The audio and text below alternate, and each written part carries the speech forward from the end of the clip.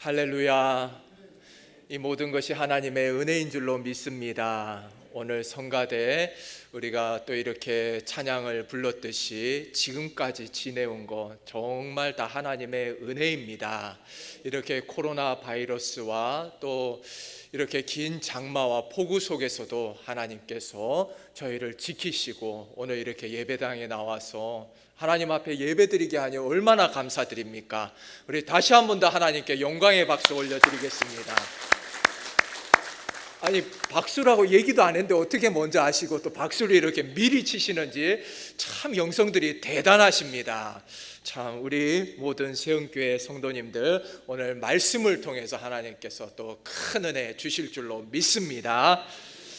운동선수라고 하면은 누구든지 슬럼프라는 것을 경험하지 않습니까? 인간의 몸은 강철로 만들어진 그런 기계가 아니기 때문에 사람에게는 이 슬럼프라고 하는 것이 찾아오지요. 힘든 훈련으로 피로가 누적되거나 아니면 이제 정신적으로 약해질 때, 또는 운동선수가 자신의 몸을 철저하게 관리하지 못했을 때 이런 슬럼프가 찾아오게 되는 것입니다. 아마추어 선수뿐만 아니라 몸값이 수십억, 수백억씩 하는 이런 프로 선수들한테도 이런 슬럼프가 찾아온다 하는 것이죠.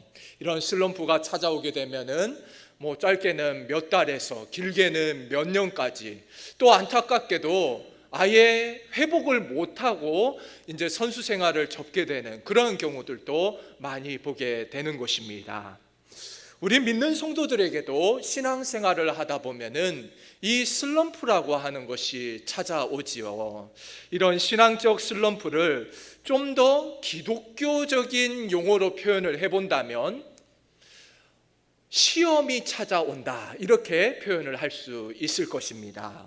신앙생활을 하다 보면은 누구라도 예외 없이 이 시험이라는 것이 찾아오는데, 이 시험이라고 하는 것이 오랜 세월을 교회에 다녔다고 해서 직분자라고 해서 믿음이 좋다고 해서 목회자라고 해서 시험이 안 찾아오는 것이 아니다 하는 것이죠. 누구에게나 시험은 찾아올 수가 있습니다. 저도 지금까지 목회를 하면서 시험에 드신 분들을 많이 만나보았는데 정말 안타깝게도 끝내 그 시험을 극복하지를 못하고 주저앉으시는 분들을 보았습니다. 그래서 아예 교회에 나오지 않는 분들도 보았습니다.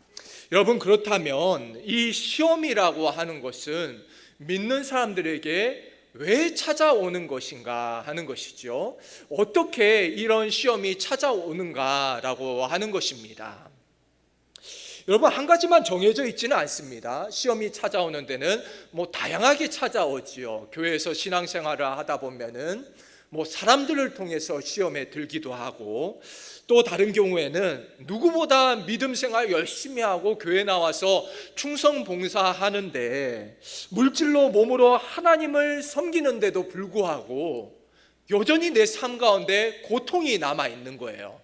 여전히 내 삶에 고통이 있고 경제적인 어려움과 또 여러 가지 질병의 문제들, 저만 질병에 걸린 게 아니라 사랑하는 가족들이 질병에 걸리기도 하고, 자녀들의 문제도 있고 또 남편의 문제도 있고, 여러 가지 가정에 말 못할 그런 사정들이 있다 하는 것이지요. 이처럼 여러 가지 고통들이 우리 삶 가운데 있을 때 바로 이때 시험이 찾아오게 되는 것입니다.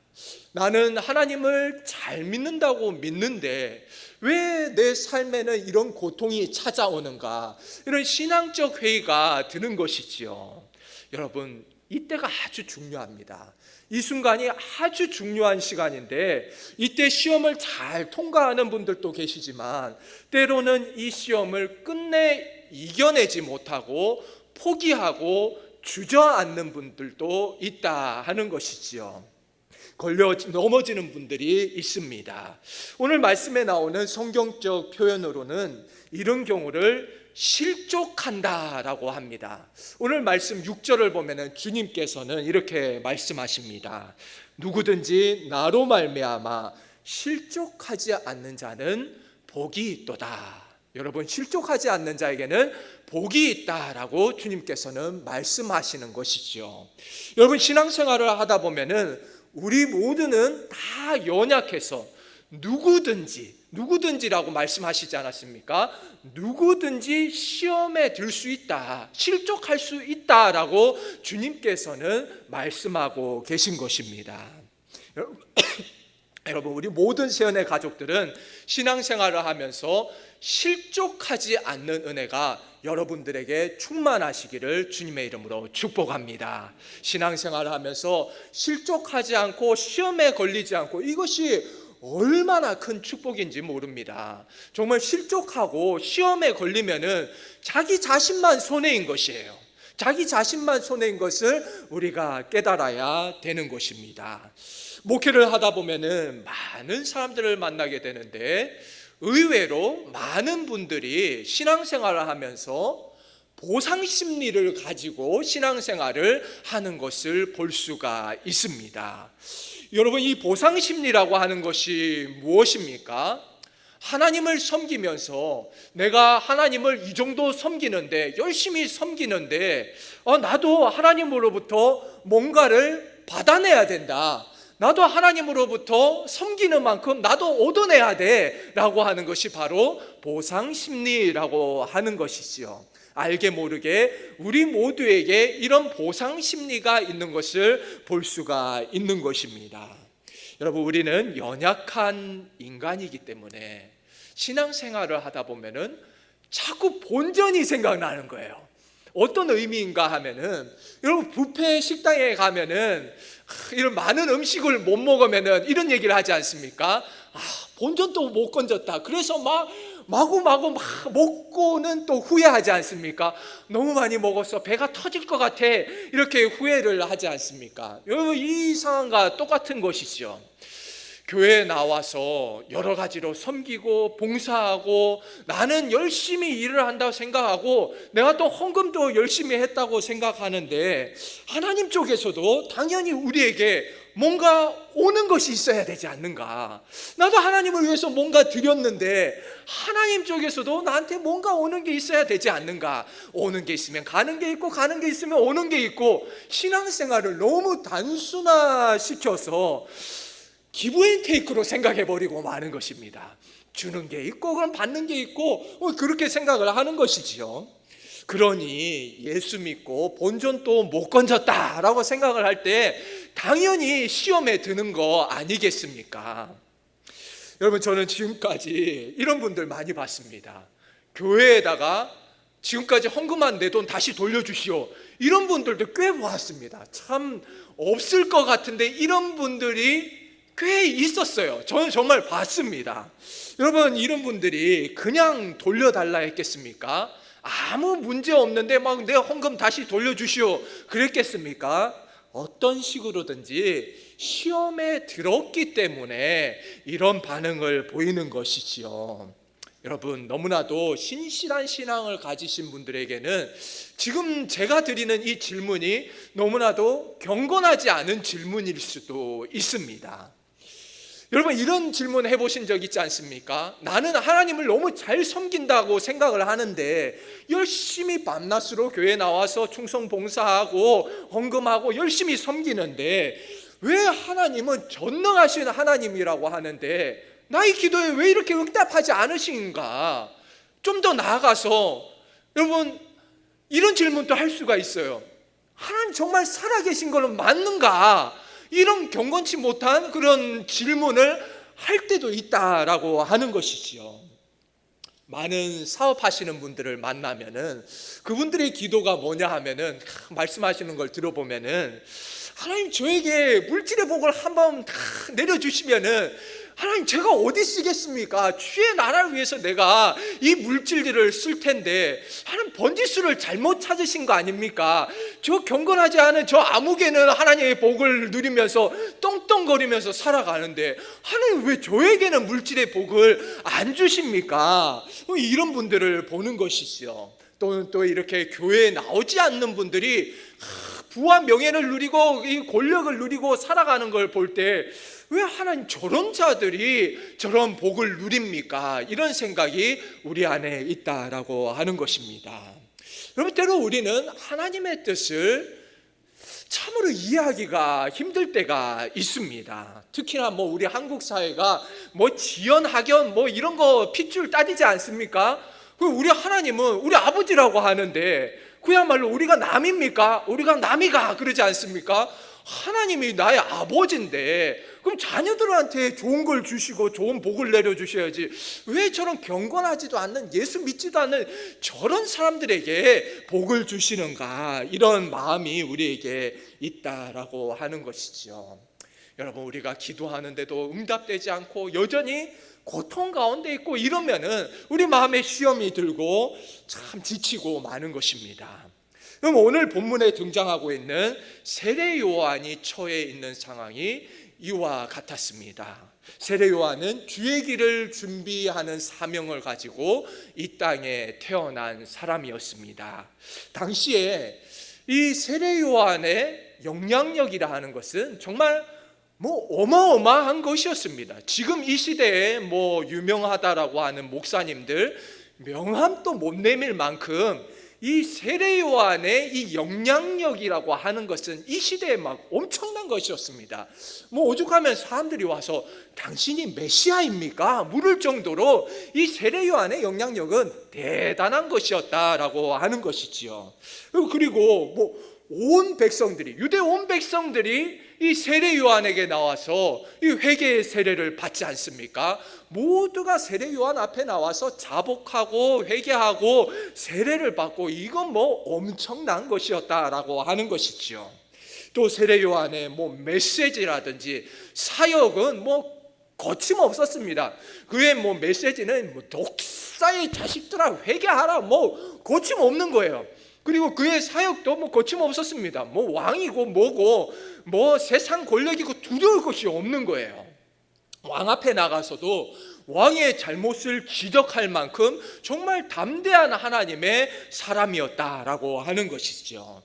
당시에 이 헤롯 안티파스가 다스리고 있을 때 이 헤롯 안티파스는 자신의 이복 동생인 이 헤롯 빌립의 아내를 빼앗아 갑니다. 이 헤롯 빌립의 아내 헤로디아를 아내로 들이고 원래 부인을 내쫓아 버리는 것이죠. 하나님 보실 때는 옳은 일이 아니지 않습니까? 그러니까 세례 요한이 나서서 왕이시여 잘못했습니다, 공개적으로 그 잘못을 지적했습니다. 여러분, 구약에서도 이와 비슷한 사건이 있지 않았습니까? 이 다윗 왕이 자신의 충성스러운 신하 우리아의 아내 밧세바를 취하였을 때 나단 선지자가 나서서 다윗 왕이시여 그건 잘못한 것이라고 왕의 잘못을 꾸짖은 것입니다. 그런데 여러분, 이와 마찬가지로 세례 요한도 왕의 잘못을 꾸짖었는데 선지자로서의 할 일을 했는데 헤롯 왕의 죄를 꾸짖었지만 하나님의 정의를 선포했지만 이 세례 요한은 나단 선지자와는 다르게 옥에 갇히게 되었다라고 하는 것입니다. 여러분, 나단 선지자는 다윗을 꾸짖었을 때 다윗은 그 바로 앞에 엎드려서 제가 잘못했습니다 회개하고 자복하는 그런 역사가 일어나지 않았습니까? 그런데 세례 요한은 옥에 갇혀서 나중에는 미움을 사서 이 참수를 당하는 그런 비참한 상황까지 맞이하게 되는 것입니다. 여러분, 똑같은 상황이지 않습니까? 똑같은 상황에서 나단 선지자의 경우에는 놀랍게도 왕이 회개하는 역사가 일어나는 것이고 사역에 성공을 하는 것이고, 어떤 선지자는 옥에 갇히게 되었다라고 하는 것이죠. 여러분, 우리가 이것을 볼 때에 뭔가 공평하지 않은 것처럼 느껴진다라고 하는 것입니다. 우리 신앙적 관점에서 상식적으로 생각할 때 여러분, 우리 생각은 어떻습니까? 우리의 바람은 어떤가 하는 것이죠. 세례 요한은 하루속히 옥에서 풀려나고, 그러면 이제 헤롯은 하나님의 심판을 받고 저주를 받고 이것이 정의라고 생각하고 하나님의 심판이라고 생각하는데 이런 일들은 일어나지를 않았습니다. 오히려 세례 요한은 목이 잘리게 되는 것이죠. 경건하지 못한 자들에 의해서 참수를 당하게 되었다라고 하는 것입니다. 여러분, 주님의 길을 준비하는 사명을 가지고 그토록 충성했던 요한이었는데 그의 마지막 이런 요한에게 돌아오는 대가가 결국 경건하지 못한 자들에 의해서 목베임을 당하는 것이라면, 여러분, 우리 속에는 참 불만이 있는 거예요. 우리 속에는 받아들이지를 못한다라고 하는 것이죠. 우리 마음속 깊은 곳에는 이건 아니야, 이건 옳지 않아, 하나님 이건 옳지 않아요, 이건 하나님의 정의가 아니잖아요 라고 큰 목소리로 외치고 싶은 마음이 저희에게 있다라고 하는 것입니다. 과연 하나님의 정의는 어디에 있고 하나님의 뜻은 어디에 있는가? 왜 의인은 고난을 당하고 악인들은 떵떵거리면서 살아가는가? 여러분, 이것이 우리 마음 가운데 있다라고 하는 것입니다. 오늘 본문 말씀을 보면은 세례 요한은 이 감옥 안에 갇혀 있으면서 그의 제자들을 예수님께로 보내는 것을 볼 수가 있습니다. 이 세례 요한이 예수님에게 제자들을 보낸 이유가 무엇이었습니까? 그의 안에는 아직까지 해결되지 않은 문제가 하나 있는 것이에요. 얼마나 답답했으면 옥에 있는 이 요한이 예수님께 그 제자들을 보내서 질문을 했을까라고 하는 것입니다. 여러분, 요한의 질문은 무엇이었습니까? 오늘 말씀을 보면은 요한은 예수님에게 이렇게 묻고 있습니다. 예수님, 당신이 그리스도가 맞습니까? 예수님, 당신이 메시아 그리스도가 맞습니까? 우리 민족이 그토록 기다려왔던 오실 그분이, 우리 민족을 구원해 줄 메시아가 당신이 맞습니까? 라고 묻고 있다라고 하는 것입니다. 여러분, 성경을 아는 분들이라면은 이 질문이 얼마나 이상한 질문인지를 잘 알고 계실 것입니다. 왜냐하면은 세례 요한 그 자신이 예수님을 그리스도로 증거했던 사람이었기 때문입니다. 하나님의 아들이심을 증언했던 그 세례 요한이 예수님께서 세례 받으실 때 성령이 비둘기같이 그 머리 위에 임하시는 것을 본 사람이 세례 요한이었는데, 바로 옆에서 하나님께서 이는 내 사랑하는 아들이라고 그 음성을 들었던 세례 요한인데, 그의 이 놀라운 신비한 이 기적의 경험들은 어디를 가고 지금 이런 믿음 없는 질문을 하고 있는가라고 하는 것입니다. 여러분, 이런 고백들은 어디 가고 왜 세례 요한은 이런 믿음 없는 질문을 주님 앞에 드리고 있는가 하는 것입니다. 사랑하는 여러분, 이것은 바로 고난을 당하고 있는 우리 모두의 질문이 아닌가라고 하는 것입니다. 세례 요한과 같이 우리도 감옥이라고 하는 정말 사방으로 우겨쌈을 당한 것 같이 꽁꽁 묶여 있을 때, 고난의 감옥 안에 갇혀 있을 때, 경제적인 어려움으로 인해서 이 감옥 안에 갇혀 있을 때, 질병의 감옥 안에 갇혀 있을 때, 여러 가지 고난의 감옥 안에 갇혀 있을 때 우리도 똑같은 질문을 하게 된다라고 하는 것이지요. 세례 요한은 예수님에게 당신이 그리스도가 맞습니까? 라고 물었듯이, 여러분, 우리의 질문은 무엇입니까? 하나님 정말 살아계신 것이 맞습니까? 살아계신다면 좀 응답을 좀 한번 해주십시오. 이것이 고난받고 있는 자들의 질문이다라고 하는 것입니다. 여러분, 이전에는 분명히 은혜를 경험했습니다. 큰 은혜 받았습니다. 하나님 살아계심을 다 알고 있습니다. 이미 다 많은 것을 경험하고 다 알고 있는데 왜 그러냐라고 하는 것이죠. 여러분, 너무 고난이 길어지다 보니까, 고통이 너무 길어지다 보니까 마음이 지치고 힘들어서 이런 질문을 하게 되는 것이지요. 여러분, 우리의 믿음은 약해지고 내가 기대했던 예수님, 내가 기대했던 기독교 신앙이, 내가 기대했던 기독교 신앙이 진짜 이 기독교 신앙과 충돌이 일어날 때, 그것이 다르게 느껴질 때 우리는 실망하게 되어 있다라고 하는 것입니다. 여러분, 요한은 왜 이런 질문을 했습니까? 바로 요한 자신이 기대하고 있었던 그리스도의 사역과 실제 예수님께서 행하신 그 그리스도의 사역에는 차이가 났다라고 하는 것이죠. 요한 자신이 기대했던 그리스도의 그 상이 있는 것이고, 예수님께서 실제로 행하시는 그리스도로서의 사역이 있었다라고 하는 것입니다.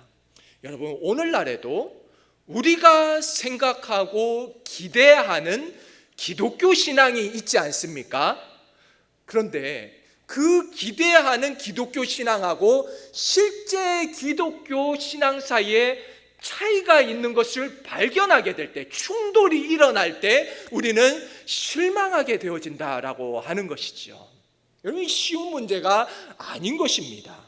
예수님을 믿는다면은 누구나 한 번쯤은 이런 고민을 할 때가 있다라고 하는 것이죠. 예수님 당시에 이스라엘은 로마 아래 그 식민지로서 착취를 당하고 압제하에 있지 않았습니까? 고통스러운 나날을 보내는 것이죠. 그러면서 유대인들은 구약에 이 예언된 종말론적인 메시아에 대해서 잘못 해석을 하는 거예요. 어떤 식으로 해석을 하는가 하면은, 자신의 그 고통을 받고 있는 그 시대적 상황과 맞물려서 그리스도께서 오시면, 메시아께서 오시면은 우리를 로마의 압제하에서 정치적으로 우리를 해방시켜 주실 것이다. 또 그들이 기대했던 것은 무엇이냐 하면은, 우리 이 이스라엘 민족에 다시 한 번 더 다윗의 영광의 나라를 다시 한 번 더 재현해 줄 것이다. 이런 기대를 가지고 있었다라고 하는 것이지요. 그런데 실제 주님의 사역과는 너무나도 거리가 있는 것입니다. 실제 주님의 사역과는 완전히 다른 것이지요. 여러분, 세례 요한이 아무리 위대한 선지자고 위대한 사람이었다 할지라도 세례 요한 역시 그 시대에 속한 사람이었고, 그 시대의 일반적인 백성들이 생각했던 그 메시아관과 별반 다르지 않은 메시아관을 가지고 있었다라고 하는 것입니다. 여러분, 이러한 요한의 귀에 들려오는 예수님의 사역들, 오늘 말씀을 보면은 요한이 그런 소문들을 들었다고 하고 있습니다. 그에게 들려오는 소문들을 들으니까 내가 기대했던 메시아하고는 완전히 다른 거예요. 그런데도 예수님을 보니까 메시아로서의 자격은 충분한 것처럼 보입니다. 왜냐하면은 기적을 일으키시는 거예요. 병든 자를 낫게 해주시고, 오병이어의 사건이 일어나고 귀신을 내쫓으시고, 이런 능력 있는 주님이 빨리 좀 이 로마에서 해방시켜 주셨으면 좋겠는데, 좀 군사들도 모으고 좀 혁명을 준비하는 그런 모습들을 보여주었으면 좋겠는데, 그러한 모습들은 전혀 보여주지를 않으셨다라고 하는 것입니다. 여러분, 요한은 예수님을 그리스도로 알고는 있었지만, 메시아로는 알고 있었지만, 예수님께서 메시아로서 온 세계 열방을 구원하실, 죄에서 구원하실 메시아가 아니라 자신의 민족 이스라엘만을 로마에서 압제해서 구원해 줄 그러한 좁은 메시아관을 가지고 있었다라고 하는 것이지요. 여러분, 이처럼 요한은 자신의 주님의 메시아 사역이 자신이 기대했던 것과 다를 때 이 실망감이 그 마음 가운데 있었다라고 하는 것입니다. 여러분, 세례 요한 개인적으로는 또 어떻습니까? 자신은 하나님의 일을 열심히 하고 있었는데, 하나님의 사역을 열심히 감당했는데, 지금 자신은 누구에게 인정받고 이런 것이 아니라 감옥에 갇혀 있다라고 하는 것이죠. 이렇게 고난이 내 삶에 찾아올 때 아무리 믿음이 좋은 사람이라 할지라도 신앙적 회의가 찾아올 수가 있다라고 하는 것입니다. 여러분, 저희들도 이와 마찬가지로 정말 이 예수님에 대해서 오해할 때가 많이 있습니다. 세례 요한이 메시아 사역의 본질, 그리스도 사역의 본질을 오해하고 있었듯이, 여러분, 저희들도 다시 말해서 우리가 믿고 있는 이 기독교 신앙의 본질에 대해서, 예수님에 대해서 잘못 오해하고 있을 때가 많이 있다라고 하는 것입니다. 우리는 우리 스스로가 만들어낸, 기대하고 만들어낸 하나님을 믿고 있고, 또 나의 기대에 어긋날 경우에는 실족해버리고 마는 것이죠. 내가 만들어낸 하나님이 있는 것이고, 내가 만들어낸, 내가 기대하고 있는 기독교 신앙이라는 것이 있는데, 이것에서 어긋나 버릴 때, 그 사이에 차이가 날 때 실망하는 경우들을 많이 볼 수 있다라고 하는 것입니다. 여러분, 그 중에 하나가 바로 기복신앙 아니겠습니까? 많은 분들이 교회에 처음 나오실 때, 누군가 인도에서 교회 나올 때 이런 이야기들 많이 들으셨을 거예요. 교회 나오면 복받아, 돈 많이 벌고 높은 자리 올라가고 자녀들 잘 되고 건강하고 뭐 이런 이야기들을 듣고 왔는데 차이가 나는 거예요.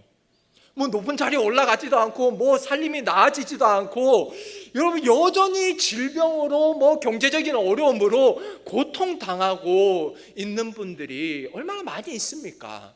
여러분, 그렇다면 그분들은 예수님 똑바로 안 믿어서 그런 겁니까? 아니라고 하는 것이죠.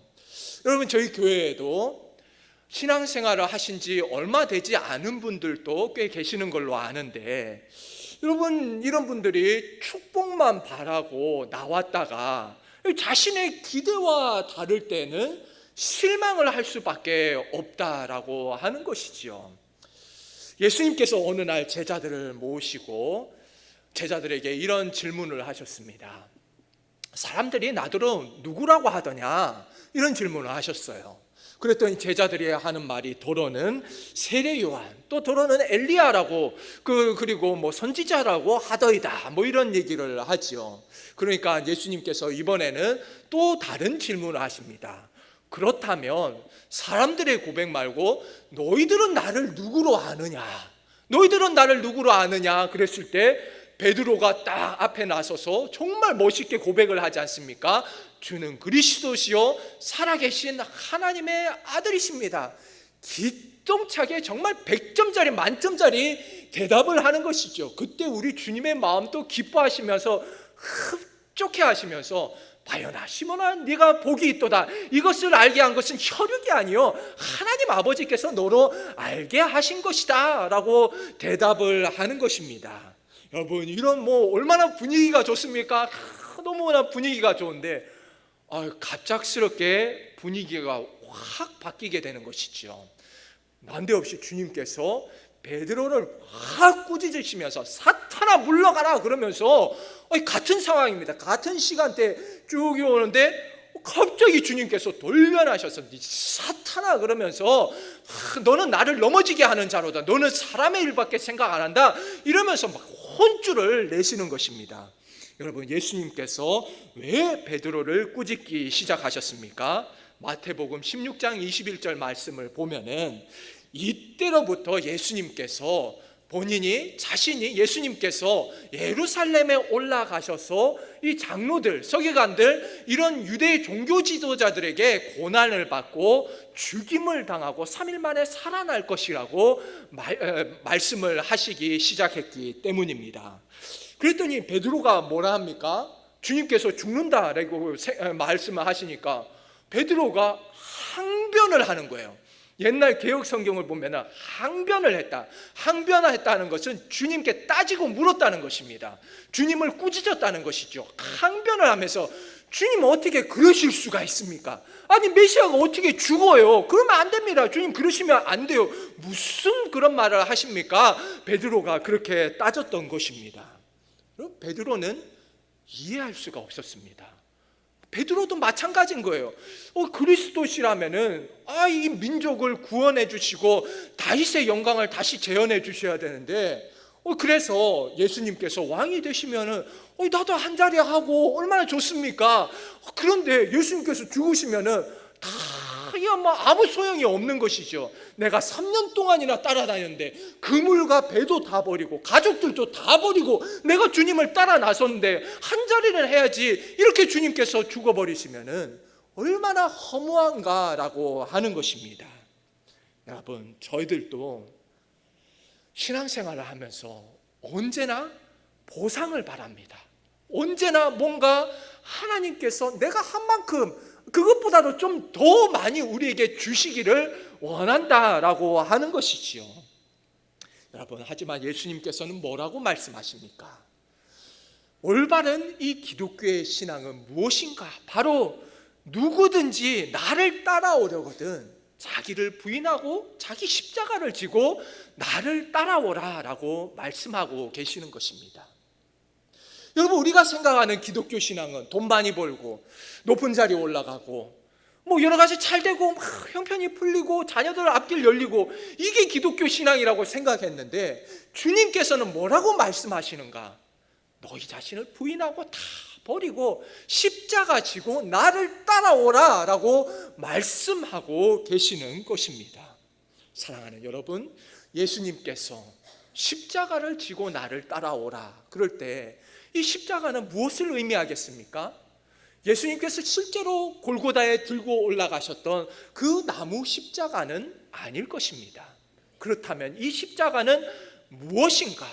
우리가 그리스도인으로서 신앙생활을 하면서 하나님의 백성으로서 하나님을 믿지 않았다라면 받지 않아도 될 고난을 말하는 것이 바로 십자가다라고 하는 것이지요.